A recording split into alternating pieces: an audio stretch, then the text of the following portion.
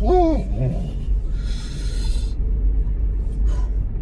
y'all, Joefer here, the Cranky Old Gay Guy. It is a brisk, as in cold, Wednesday morning. I am headed down to a UPS store to drop off a package.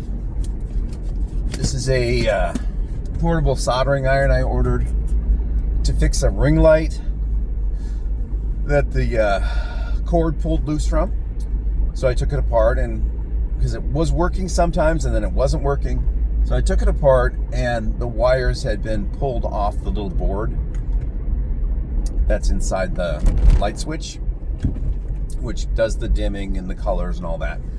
Anyway, which controls those things. It was loose, as in all the way loose, so I couldn't find my soldering iron. I know I have it somewhere, so I went ahead and ordered a cheapy little portable one it's a USB thing, and it heats up like an electronic cigarette. But I found that it didn't get hot enough to melt the solder, and I recharged it again, and then it just quit working entirely. I couldn't even turn it on. So it is being returned, and I will be getting a different soldering iron, which supposedly, I put in my return request last night. Supposedly there's going to be one arriving tomorrow, but it's Amazon, so this whole Prime 2-day delivery, 1-day delivery thing is oftentimes total bunk, in that it might take 3 or 4 days to get here. Who knows? Who the knows? Did it make me cranky? Whew. Well, it made me cranky when it quit working, and yesterday, yeah, I guess it was yesterday, last evening, I pulled it out again and after the charger and couldn't get it to work at all. So I was more frustrated than cranky, because I figured that since it didn't work the other day, I thought maybe it was just a low charge, but there's a chance that it wouldn't work again. And reviews are lots of 5 stars and lots of 1 stars. So I am not the only one that has experienced this trauma with this particular soldering iron. What else do I have to say today?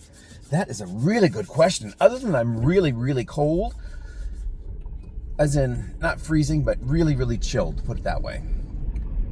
And traffic this morning is not great. I'm on 33rd, which is always bad, but mornings are worse because there's a high school and a grade school, or a middle school down at the bottom of the hill. So there's always traffic, parents dropping kids off and kids walking in the street, and buses. I am gone. I don't know where my head's at this morning. I am driving after school starts, so you would think that there'd be less traffic, but I can look ahead, and once I get past this next green light, it is stop traffic all the way to Broadway. And people ask, you live so close to Broadway, so close to the I-84 westbound ramp. Why does it take you 15 minutes to get there? Well, because there's a huge bunch of traffic on this road. It's a 2-lane road, and there's pedestrians and buses and city buses, and that's why it takes so long. It's really that simple. I have been driving for 8 minutes now, and I have gone less than 2 miles. Now it looks like I'm going to beat the 15-minute problem that I have often on this road, but I'm not going to the freeway right now, so I would have been making great time, but yeah. I have got to where I'm going, I've got 3 more lights, and let's see, 1, 2, 3 lights, and cutting across busy traffic to get to where I need to be. I have to turn left to cross traffic, is what I'm trying to say. Okay, here's another slow spot. Pedestrians hitting the light to cross. This is one high school back there.